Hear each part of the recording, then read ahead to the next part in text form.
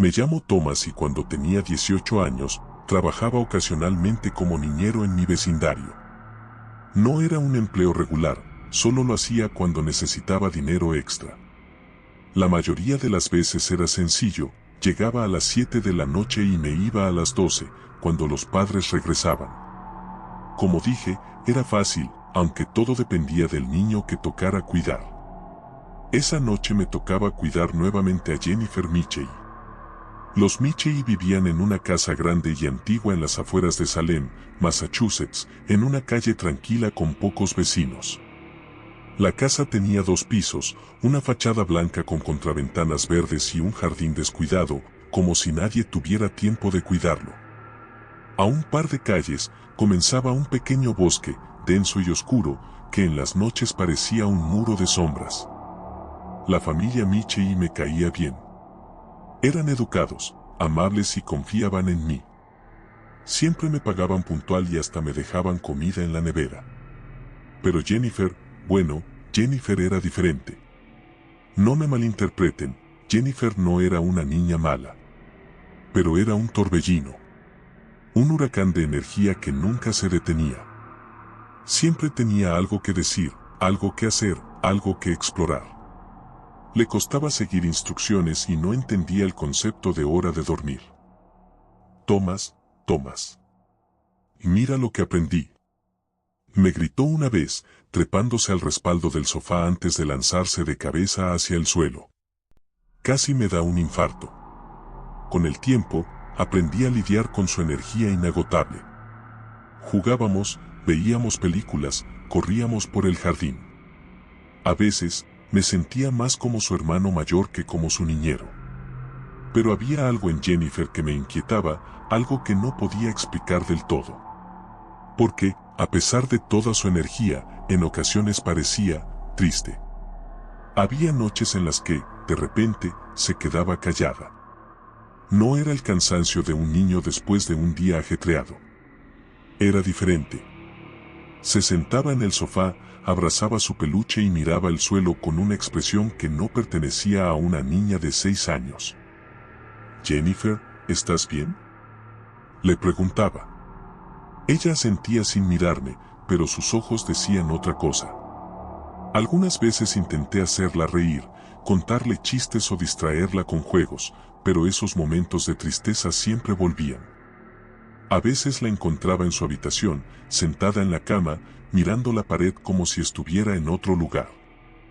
¿Seguro que todo está bien?, insistía. Y entonces, como si se diera cuenta de que la observaba, sonreía de golpe, como si se pusiera una máscara.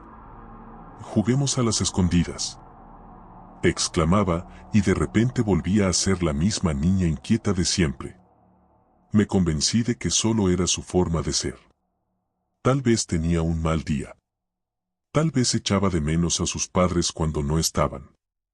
O tal vez era algo más. Nunca le di demasiada importancia. Era solo una niña, después de todo. Pero si hubiera sabido lo que iba a pasar, si hubiera prestado más atención, tal vez habría podido hacer algo. Pero no lo hice. Y Jennifer no se merecía lo que le pasó. Esa noche, después de casi una hora de intentarlo, logré que Jennifer se durmiera. No fue fácil. Primero me pidió que le leyera un cuento, luego que le cantara una canción, y después que me quedara con ella solo 5 minutos más. «Pero tienes que cerrar los ojos y descansar», le dije con paciencia. Jennifer dudó, pero al final obedeció. Se abrazó a su peluche y se acurrucó en la cama. A los pocos minutos, su respiración se volvió lenta y tranquila. Me aseguré de que estuviera bien y salí de la habitación, cerrando la puerta con cuidado. Bajé las escaleras y me desplomé en el sofá de la sala. Revisé la hora en mi teléfono, 11:56 de la noche. En unos minutos, los Michey regresarían. Saqué el celular y empecé a revisar mis redes sociales mientras esperaba. Afuera, el viento soplaba con fuerza, sacudiendo las ramas de los árboles del jardín. Miré por la ventana y vi las luces de un auto acercándose. Los Michey habían llegado. La puerta principal se abrió de golpe. Esperaba un saludo, una sonrisa o un simple como estuvo todo, como solían hacer. Pero no. Apenas notaron mi presencia. Entraron discutiendo en voz baja, con un tono tenso y apresurado. Parecía una conversación que ya llevaban rato teniendo y que no podían o no querían posponer. Me quedé en el sofá, incómodo, fingiendo que no los escuchaba mientras seguía viendo la pantalla de mi celular. No podemos seguir ignorándolo, David, susurró la señora Michei, su voz cargada de frustración y cansancio. Laura, por favor, respondió su esposo en tono exasperado. Es solo una niña. No exageres. No estoy exagerando. Espetó ella, bajando la voz casi de inmediato. No es normal lo que hace. David suspiró y se frotó la cara con ambas manos. Jennifer siempre ha sido una niña inquieta. Es parte de su personalidad. No estoy hablando de eso, replicó Laura, cruzando los brazos. Estoy hablando de cómo se queda en silencio de la nada. De cómo actúa como si no estuviera aquí. De la forma en la que nos mira, como si supiera algo que nosotros no. David negó con la cabeza. La estás analizando demasiado. No. Tú te niegas a verlo. Hubo un largo silencio. Sentí que estaba escuchando algo que no debía, pero no sabía cómo salir de ahí sin llamar la atención. Después de un momento, el señor Michei me miró y pareció recordar que yo estaba en la sala. Su expresión cambió de inmediato. Enderezó la espalda y forzó una sonrisa. Lo siento, Thomas. No queríamos que vieras esto. No hay problema, respondí rápidamente, incómodo. La señora Michei bajó la mirada y cruzó los brazos con fuerza. ¿Cómo estuvo Jennifer?, preguntó su esposo, tratando de sonar relajado. Bien. Se quedó dormida hace un rato. El señor Michei sonrió y miró a su esposa con una expresión de triunfo. ¿Ves? Solo hay que saberla tratar. Ella no respondió. Parecía que otra discusión estaba por estallar, pero se contuvieron. Me pagaron y me fui rápidamente. Mientras caminaba hacia mi casa, no podía quitarme de la cabeza su conversación. ¿Qué significaba eso de que Jennifer no estaba realmente ahí? ¿Por qué su madre parecía tan preocupada? Me pregunté si era simplemente una diferencia en la crianza. Tal vez la señora Michei era más estricta y el señor Michei más relajado. Tal vez Jennifer, con su forma de ser, estaba generando tensión entre ellos. Pero había algo en la forma en que su madre hablaba de ella, en la manera en que su padre trataba de restarle importancia. No le di más vueltas. Pensé que era solo una discusión entre padres. Si hubiera sabido lo que iba a pasar. Si hubiera entendido lo que realmente querían decir. Tal vez habría hecho algo. Pero no lo hice. Pasaron varios días después de aquella noche. No volví a saber nada de los Michei. No me llamaron para cuidar a Jennifer ni los vi por el vecindario. No lo pensé demasiado. Supuse que tal vez habían encontrado a otra niñera o que Laura, la señora Michei, había decidido quedarse más tiempo en casa con su hija. Pero entonces, una mañana, las sirenas interrumpieron la calma del vecindario. Miré por la ventana y vi varias patrullas estacionadas frente a la casa de los Michei. Policías entraban y salían, sus rostros serios y tensos. No tardé en salir y unirme a los demás vecinos, que observaban con preocupación desde la acera. Nadie sabía qué pasaba. Murmullos, preguntas sin respuesta. Y entonces la vimos. Laura Michei salió de la casa esposada, escoltada por 2 oficiales. Iba descalza, con la ropa arrugada y sucia. Lloraba. No gritaba ni forcejeaba.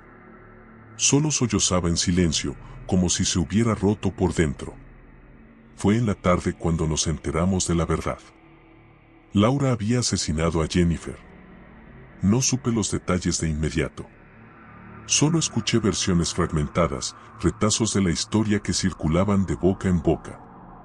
Algunos decían que fue en la noche, mientras dormía. Otros decían que la había ahogado en la bañera. Lo único cierto era que Jennifer estaba muerta. Cuando escuché la noticia, sentí que el mundo se detenía. No podía creerlo. No quería creerlo. Jennifer era inquieta, sí. A veces agotadora, sí. Pero era una niña. Una niña buena. No se merecía esto. El día del funeral, la lluvia cayó sin descanso. Los asistentes eran pocos. Familiares, algunos vecinos y compañeros de la escuela de Jennifer. Todos de negro, todos en silencio. David Mitchell estaba ahí, de pie junto al ataúd de su hija. No había rastro del hombre que me sonreía cuando me pagaba por cuidar a Jennifer. Su rostro estaba demacrado, sus ojos rojos e hinchados. Cuando el ataúd fue descendido a la tierra, lo escuché murmurar algo. «Perdóname, mi niña». Y entonces se quebró. Cayó de rodillas, temblando, sollozando como si su cuerpo no pudiera soportar el dolor. «Lo siento», repetía entre lágrimas. «Lo siento, por no haber estado ahí». Me di la vuelta. No podía soportarlo más. Durante días no dejé de pensar en Jennifer. En la forma en que a veces se quedaba en silencio, en sus momentos de tristeza inexplicable, en la forma en la que su madre hablaba de ella aquella última noche. Había algo mal en esa casa. Algo que nadie vio a tiempo. Y ahora, ya no había nada que hacer. Jennifer se fue sin entender que había hecho mal. Sin saber por qué la persona que debía protegerla fue quien le quitó la vida. Los adultos siempre dicen que los niños no entienden las cosas. Pero creo que los que realmente no entendemos nada somos nosotros. Porque si lo hubiéramos entendido, tal vez Jennifer seguiría aquí. Pero no lo hicimos. Y ahora es demasiado tarde. Continuamos. Mi nombre es Elisa, tengo 19 años y trabajo como niñera en Lyon, Francia. Era un martes por la noche y me encontraba en la casa de la familia Moreau, cuidando a sus dos hijos, Louis y Elodie. Louis tenía 6 años y era un niño curioso y enérgico, mientras que Elodie, de 4, era más tranquila, pero muy aferrada a su hermano. Los padres, el señor y la señora Moreau, me habían avisado que regresarían tarde, ya que asistirían a una fiesta importante en el centro de la ciudad. Como siempre, me aseguré de que los niños jugaran lo suficiente para que se cansaran y así pudieran dormir sin problema. Correteamos por la sala, armamos un castillo con cojines y leímos un par de cuentos antes de acostarlos. Cuando los llevé a la cama, el reloj marcaba la medianoche. Louis protestó un poco, pero al final se quedó dormido casi al instante. Elodie, después de pedir un vaso de agua, también cerró los ojos y se perdió en el mundo de los sueños. Con los niños dormidos, bajé al salón, apagué todas las luces de la casa, dejando solo una lámpara tenue encendida, y me acomodé en el sofá para ver una película. Elegí una de terror, como solía hacer cuando trabajaba hasta tarde, aunque muchas veces terminaba arrepintiéndome de ello. Me envolví en una manta y dejé que la película me absorbiera, intentando ignorar el crujir ocasional de la madera de la casa y el leve silbido del viento contra las ventanas. 2 horas después, cuando la película estaba llegando a su clímax, un sonido me hizo saltar del sofá. Era un golpe en la puerta principal. Al principio pensé que lo había imaginado, pero entonces lo escuché de nuevo, esta vez más fuerte. Me puse de pie con el corazón latiéndome en la garganta. ¿Los Moreau habrían llegado antes de lo previsto? Miré la hora en el teléfono, aún no era tiempo. Me acerqué con cautela y miré a través de la mirilla. Afuera, de pie en el umbral, había un hombre. Llevaba ropas viejas y desaliñadas, y su rostro estaba medio cubierto por una bufanda raída. Su piel se veía pálida y sus ojos reflejaban una mezcla de desesperación y súplica. Golpeó la puerta una vez más y, en voz baja, dijo algo que me hizo estremecer. «Por favor, Hace mucho frío. Solo quiero calentarme un poco. Tragué saliva. La situación me ponía en un dilema. La moral me decía que debía ayudar a los necesitados, pero por otro lado, tenía a 2 niños a mi cargo y no conocía a este hombre. ¿Qué tal si tenía malas intenciones? ¿Y si estaba mintiendo para entrar en la casa?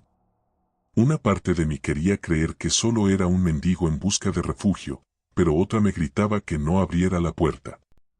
Mi instinto de protección pesó más. Decidí ignorarlo. Me alejé de la puerta sin hacer ruido, con la esperanza de que, al ver que no obtenía respuesta, se marchara. Sin embargo, no lo hizo. Se quedó allí por varios minutos, respirando pesadamente. Podía oír su aliento irregular incluso a través de la madera. Luego, con voz aún más baja, murmuró: «Sé que estás ahí». El miedo me paralizó. ¿Cómo lo sabía?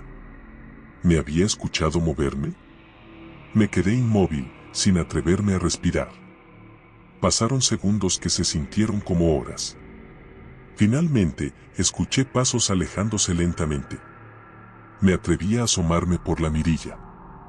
Ya no estaba. Suspiré aliviada y regresé al sofá, pero la tranquilidad no duró mucho. Un sonido en la parte trasera de la casa me hizo congelarme de nuevo. Alguien estaba intentando abrir la puerta trasera. No sabía qué hacer. El miedo me tenía paralizada, pero reuní el valor suficiente para correr al sillón y tomar mi celular. Mis manos temblaban mientras intentaba desbloquearlo para llamar a la policía. Justo cuando iba a marcar, el ruido cesó de repente. Me quedé inmóvil, con el corazón golpeando contra mi pecho. Todo estaba en silencio. Un alivio momentáneo me invadió, como si todo hubiera sido solo una mala pesadilla. Quizás el hombre se había ido.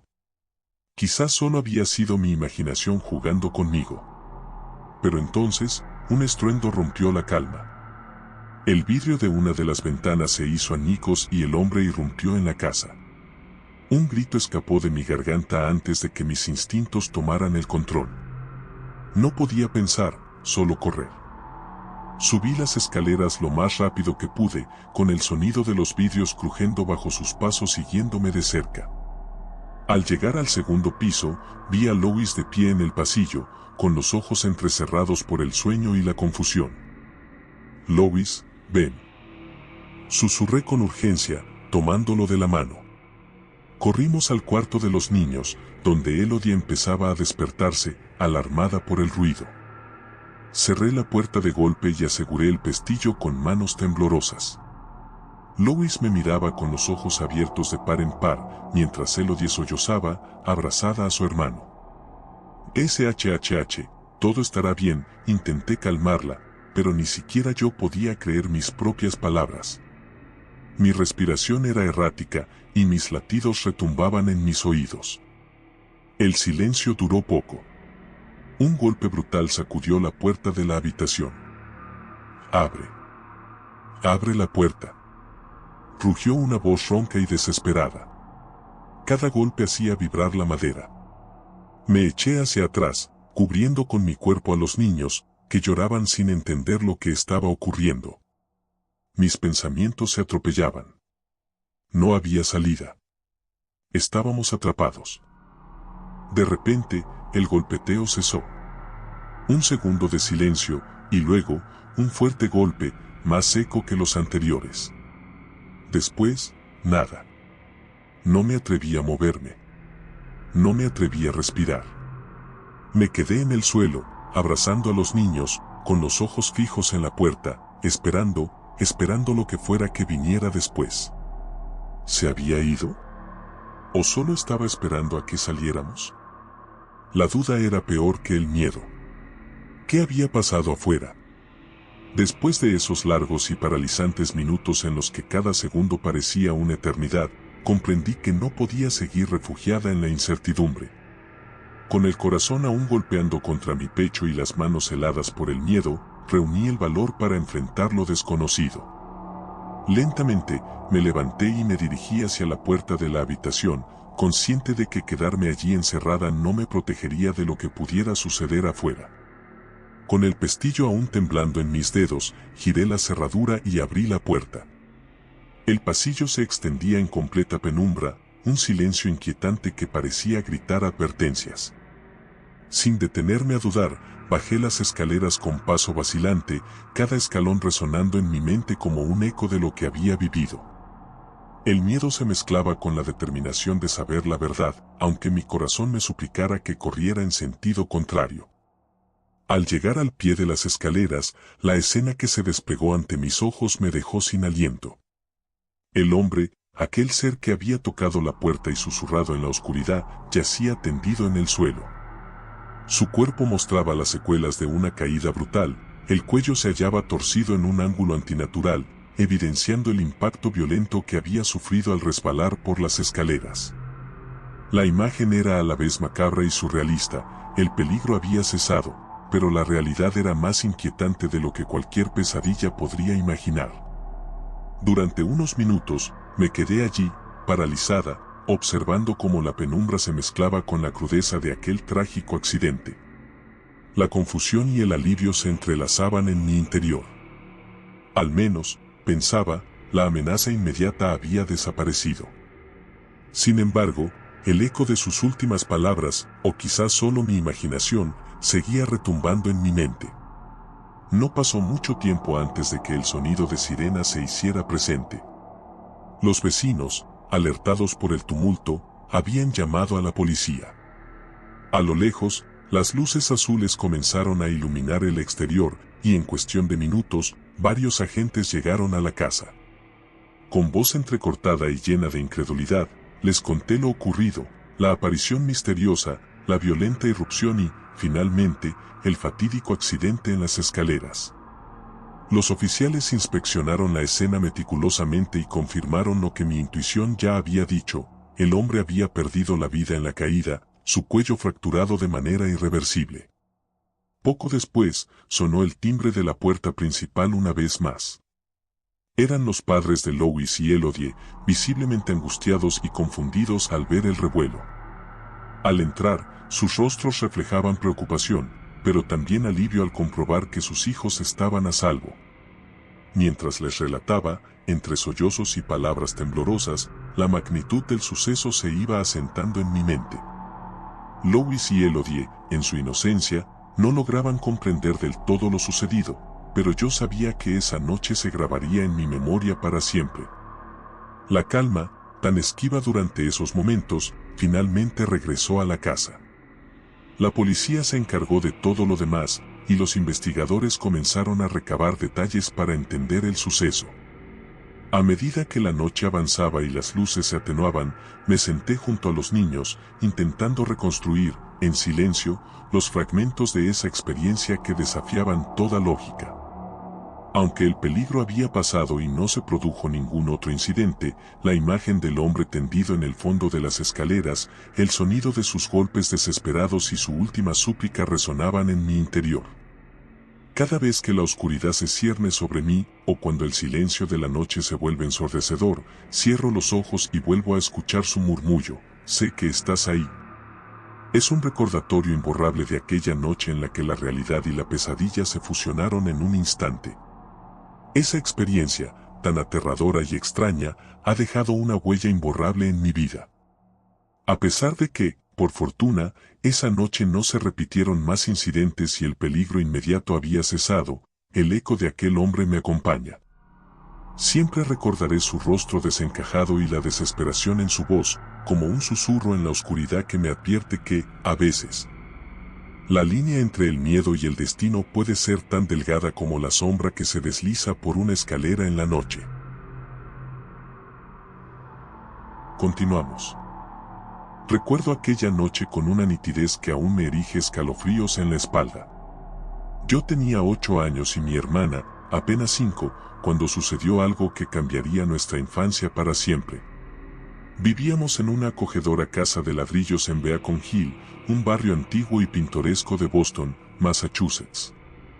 Aquella noche, el frío parecía haberse colado por cada rendija de la vieja construcción, mientras el viento azotaba las ventanas y la nieve caía suavemente sobre las aceras.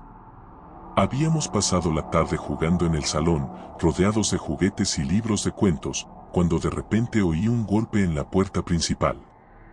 El sonido, repentino y algo insistente, se mezcló con el ulular del viento y pareció anunciar la llegada de algo fuera de lo común. Con cierta aprensión, observé a mi hermana, que se aferraba a mi mano, mientras ambos nos acercábamos a la puerta. Al abrirla, nuestros ojos se encontraron con una joven de sonrisa radiante. Se presentó con voz melodiosa: «Hola, soy Ashley». Su nombre sonaba tan natural como la brisa invernal que nos rodeaba. Ashley llevaba un abrigo de cuero color rojo intenso y una bufanda azul que resaltaba su presencia en medio del gris y frío de la noche. Su rostro, iluminado por la luz tenue de un farol cercano, mostraba una calidez que contrastaba con el ambiente helado. Mis padres, siempre tranquilos y llenos de confianza, la recibieron con entusiasmo. Mientras intercambiaban algunas palabras, me sentí pequeño e incapaz de comprender del todo lo que estaba sucediendo, pero algo en la manera en que mis padres hablaban me dio la seguridad de que todo estaría bien. «Esta noche Ashley nos cuidará», dijeron con una sonrisa, «volveremos en un rato». Yo, en mi inocencia infantil, asentí sin comprender del todo la magnitud de sus palabras. Sin embargo, mientras mi hermana me miraba con ojos grandes y un poco inquietos, no pude evitar notar ciertos detalles extraños en la apariencia de Ashley. Aunque su sonrisa era amable y su actitud parecía perfectamente adecuada para una niñera, había algo en la luz que se reflejaba en sus ojos, algo que me hacía sentir, de manera inexplicable, que no todo era lo que parecía. La forma en la que se movía, con una gracia que recordaba a alguien de otro mundo, y la manera en la que el frío parecía no alcanzarla, daban pie a una sensación que, años después, calificaría de inquietante. La casa, ubicada en aquella antigua calle de Beacon Hill, parecía guardar secretos en cada esquina. Mientras mis padres se despedían, confiando en la presencia de Ashley para cuidar de nosotros, yo me quedé con una sensación de leve incertidumbre. ¿Quién era realmente esa joven niñera? ¿Por qué, a pesar de su apariencia amistosa, algo en su mirada me resultaba casi perturbador? Aquella noche, entre el murmullo del viento y las sombras danzantes en las paredes, sentí que el inicio de algo siniestro estaba a punto de desplegarse, marcando el comienzo de una historia de terror que jamás imaginé vivir. Luego de que nuestros padres se fueran, Ashley nos miró con una sonrisa enigmática y nos dijo: «¿Quieren comer algo?». Yo le respondí que no, pero mi hermana, con esa inocencia típica de sus 5 años, dijo que sí, que quería pastel. Con una voz suave y misteriosa, Ashley nos dijo: «Voy a ver si hay algo en la cocina, pero no le digan a sus padres». La forma en que pronunció esas palabras, como si guardara un secreto, me hizo estremecer un poco, aunque en ese instante no podía comprender del todo lo que estaba a punto de suceder. Se adentró en la cocina, dejando a mi hermana y a mí en el vestíbulo. Allí, en la penumbra de la antigua casa de Beacon Hill, se podía oír el eco lejano de nuestros pasos sobre el suelo de madera desgastada. Al cabo de unos minutos, Ashley regresó con un pequeño pedazo de pastel que cuidadosamente le ofreció a mi hermana. Aquel acto, a pesar de su aparente normalidad, se sentía como parte de una coreografía extraña, una pausa en medio de la noche invernal que encubría algo siniestro. La noche transcurrió aparentemente normal después de eso. Me acomodé en el sillón frente al televisor, tratando de distraerme viendo una película. Las imágenes parpadeaban en la pantalla, pero mi mente se mantenía en vilo, recordando la manera en que Ashley había llegado y aquel pequeño intercambio en la cocina. Al rato, mientras la película avanzaba, noté que Ashley se sentó a mi lado. No dijo nada, simplemente se acomodó, silenciosa y distante, como si su presencia fuera un recordatorio silencioso de que algo no encajaba en aquella noche. Sin mediar palabra, sacó su celular y comenzó a teclear. La luz azulada del dispositivo iluminaba su rostro, revelando una concentración que yo no lograba descifrar. No pude saber con quién hablaba, ni si esa conversación tenía algo que ver con lo que se avecinaba. La atmósfera se volvió cada vez más densa, cargada de una tensión inexplicable que parecía crecer con cada minuto. Eran ya las 11 de la noche cuando Ashley, con una mirada que oscilaba entre la inocencia y el misterio, nos propuso jugar algo. ¿Qué les parece si jugamos a las escondidas?, anunció.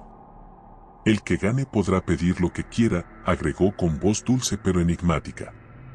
Mis ojos brillaron de emoción, siempre había sido muy bueno en ese juego, y la idea de pedir algo a cambio me llenó de entusiasmo. Sin embargo, en el fondo, una parte de mí se sentía inquieta ante la propuesta. Ashley explicó que contaría hasta 20 y que nosotros deberíamos escondernos por toda la casa. Yo no dudé y, con el pulso acelerado, busqué un lugar en el que esconderme. Fue entonces cuando descubrí un compartimento en el baño, un rincón oculto detrás de unos estantes empotrados, un lugar tan extraño y olvidado que parecía haber sido diseñado únicamente para esconder secretos. Tal vez, solo el que construyó la casa conocía la existencia de ese refugio. Con el corazón latiendo con fuerza, me adentré en aquel oscuro escondite. Allí, entre sombras y el eco lejano del goteo del agua, el tiempo pareció detenerse.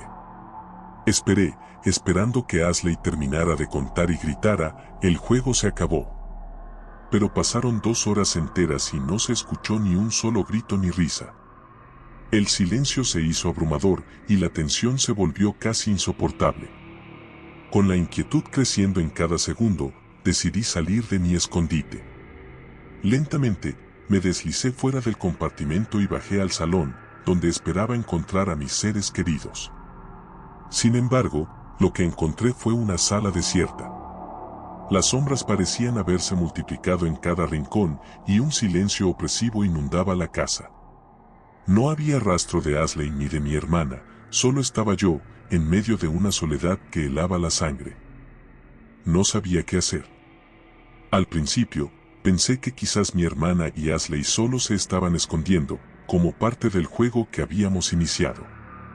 Con esa ingenua esperanza, decidí salir de mi refugio y recorrer la casa, llamando sus nombres en voz baja. Con el corazón latiendo con fuerza, recorrí cada pasillo, cada habitación, convencido de que en algún rincón ocioso se encontrarían.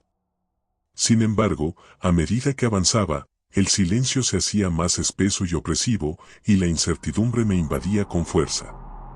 Fue entonces cuando llegaron mis padres. La alarma en sus rostros era inconfundible. Mi padre, con la voz temblorosa, me preguntó angustiado, ¿dónde está Ashley? Con un nudo en la garganta y la confusión en mi mente, les respondí que no estaban ni ella ni mi hermana. En ese instante, el ambiente se tornó caótico. Mi padre se apresuró a llamar a la policía, mientras mi madre, incapaz de controlar sus emociones, no paraba de llorar. El dolor en sus ojos era devastador, el llanto de mi madre parecía un lamento interminable, un grito silencioso de desesperación y culpa. Ella no podía comprender cómo algo que comenzó como un simple juego, un momento de diversión inocente, se había convertido en esta pesadilla. Cada sollozo suyo retumbaba en la casa, transformando cada rincón en un escenario de pérdida y angustia. Mientras los oficiales llegaban y recorrían cada centímetro de nuestro hogar, yo seguía buscando, con la esperanza de encontrar algún rastro, alguna señal de mi hermana o de Ashley. Pero la casa permanecía desierta, como si hubiese engullido a quienes en ella habíamos confiado nuestras risas. Con el paso de los días, la cruda realidad se fue imponiendo, mi hermana nunca volvería. Aquella noche, que había comenzado con la promesa de un juego inocente, se había transformado en un abismo del que ya no habría retorno. El dolor en el rostro de mis padres, la desesperación en su voz y el silencio abrumador de la casa se convirtieron en recuerdos imborrables. Ahora, cada día me enfrento al vacío que dejó su ausencia. Mis padres, consumidos por una tristeza inexplicable, siguen sin entender cómo algo tan simple pudo desencadenar una tragedia tan inmensa. Con cada lágrima, mi madre parece cargar el peso del mundo, y mi padre se queda mirando la casa, preguntándose dónde se esconde la respuesta a ese terrible misterio. Yo, con el corazón destrozado, he aprendido la amarga lección de que a veces, tras una sonrisa amable y una propuesta de juego, se oculta un destino oscuro e irreversible. Mi hermana se ha perdido para siempre, y el eco de aquella noche en Beacon Hill se ha convertido en una herida abierta en nuestras vidas, un recordatorio perpetuo del dolor y la incertidumbre que aún nos inundan. Continuamos. Cuando tenía 19 años, recibí una propuesta que, en apariencia, prometía una noche tranquila y una ganancia extra. Una familia de mi barrio, la de los Moore, me llamó para pedirme que cuidara de su hijo esa noche. Sin pensarlo dos veces y encantada con la idea de ganar algo de dinero en una noche sin planes, acepté sin reservas. La casa de los Moore está ubicada en el pintoresco y elegante barrio de Virginia Highlands, en Atlanta, Georgia. Al llegar, la fachada victoriana, enmarcada por un frondoso jardín y rodeada de faroles de hierro forjado, me recibió con una atmósfera de tranquilidad y cierta nostalgia. Con una sonrisa, toqué el timbre y en pocos segundos me abrió la puerta el señor Moore, quien, junto a la señora Moore, me saludó con cortesía y calidez. Tras los saludos iniciales, la pareja me presentó a su hijo. Su nombre era Oliver, un pequeño de ojos vivaces y expresión tímida que, a pesar de su corta edad, mostraba una madurez y dulzura que encantaban a cualquiera. Oliver se me acercó con una mezcla de curiosidad y timidez, y en sus primeros gestos pude notar que se trataba de un niño educado y muy obediente, características que prometían una noche sin complicaciones. Los Moore me dieron algunas indicaciones precisas: debía mantener a Oliver en la casa, evitar que se aventurara solo y, sobre todo, asegurarme de que se acostara a la hora indicada. Oliver es muy sensible, me advirtió la señora Moore con voz suave, así que es importante que lo haga sentir seguro y acompañado hasta que se duerma. Con estas palabras, la pareja se despidió, dejándome a cargo de la noche y con la promesa de regresar a medianoche. Al principio, cuidar a Oliver resultó ser una tarea sencilla. Durante las primeras horas, el pequeño se mostró muy cooperativo, jugamos en la sala, leímos cuentos y reímos juntos mientras la noche caía lentamente sobre el barrio. La luz de la luna se filtraba a través de las ventanas, dibujando sombras en las paredes de la elegante casa, y todo parecía transcurrir con normalidad. Sin embargo, lo que parecía ser una rutina inocente tomó un giro inesperado cuando llegó el momento de la hora de dormir. Con voz amable pero firme, le dije a Oliver: es hora de ir a la cama, pequeño. Fue en ese preciso instante cuando, con una mezcla de inocencia y genuino temor, él me respondió: no quiero ir a dormir, porque hay alguien en mi habitación y me da mucho miedo. Su declaración me sorprendió. Por un instante, el ambiente se volvió silencioso y la calidez del hogar pareció desvanecerse en la penumbra de la noche. Aunque su miedo se basaba, cegaramente, en imaginaciones propias de un niño, algo en su voz y en la forma en que se aferraba a mí despertó en mí una inquietud que no podía ignorar. Con la intención de reconfortarlo, le aseguré: no te preocupes, Oliver, estaré contigo hasta que te duermas. No hay nada que temer. Y así, mientras la noche avanzaba, me dispuse a acompañarlo a su habitación, sin saber que aquello marcaría el inicio de una experiencia que cambiaría mi noche de una manera que jamás habría imaginado. Oliver se había acostado a las 10, y para cuando el reloj marcó las 11, la casa se sumió en un silencio inquietante. Solo faltaba una hora para que regresaran los Moore, pero a pesar de la cercanía de la llegada de sus padres, algo en esa habitación me decía que debía estar alerta. Mientras observaba al pequeño dormir, noté que la atmósfera en su cuarto no era la de una inocente habitación infantil, había algo extraño en el aire. No solo estaba oscura, sino que en ciertos momentos parecía como si el sonido se apagase de golpe, dejando un vacío espeso y perturbador. Sentada junto a Oliver, intentaba reconfortarme a mí misma y al niño, cuando de repente una sensación inexplicable me recorrió la piel. Fue como si todos mis instintos me advirtieran que algo estaba mal, que había algo oculto bajo la cama. La oscuridad parecía esconder secretos, y mi mente se llenó de inquietud. Con el corazón latiendo de forma acelerada, me levanté de la silla y me acerqué lentamente a la cama, tratando de descubrir el origen de esa sensación. Cada paso se sentía como una eternidad y, a medida que me inclinaba para mirar debajo de la cama, empecé a temblar visiblemente. Justo en ese momento, un grito agudo y desconsolado brotó de la boca de Oliver, deteniéndome en seco. Me volví bruscamente hacia él, dejando escapar un sollozo ahogado, y corrí a abrazarlo. Oliver, con los ojos llenos de lágrimas, temblaba en medio de las sábanas, claramente aterrado. Acariciándole el cabello, intenté susurrarle palabras de consuelo, aunque mi propia voz traicionaba mi miedo. Mi mente insistía en que algo inexplicable se encontraba debajo de la cama, pero la idea de enfrentar esa oscuridad me paralizaba. El silencio del cuarto se volvió casi palpable, y durante unos instantes, cada sombra y cada sonido parecían intensificarse. La luz de la lámpara titilaba, y por momentos, el ambiente parecía sumirse en un mutismo absoluto, como si el mundo se hubiera detenido. Mientras lo consolaba, mis ojos seguían fijos en el rincón oscuro bajo la cama. Allí, en la penumbra, parecía que la oscuridad se movía sutilmente, como si algo esperara el momento justo para emerger. El miedo se apoderó de mí mientras me debatía entre la necesidad de descubrir qué era lo que perturbaba a Oliver y el terror de enfrentar aquello que se ocultaba en el abismo bajo la cama. Con cada latido, mi intuición me decía que algo muy real y perturbador se hallaba ahí, pero el miedo a verlo se mezclaba con la urgente necesidad de proteger al niño. Esa incertidumbre se instaló en cada rincón de la habitación, haciéndome sentir que, a pesar de mi intento de calma, algo siniestro se escondía a un paso de la realidad. Con el rostro pálido y las manos aún temblorosas, me quedé allí, en medio de la noche, aferrada a Oliver. A los pocos minutos, los Moore regresaron. Bajé a recibirlos, intentando disimular la inquietud que aún me embargaba. El señor Moore, con el ceño fruncido y una mezcla de preocupación y severidad en la voz, me preguntó de inmediato: ¿pudiste hacer que Oliver se durmiera?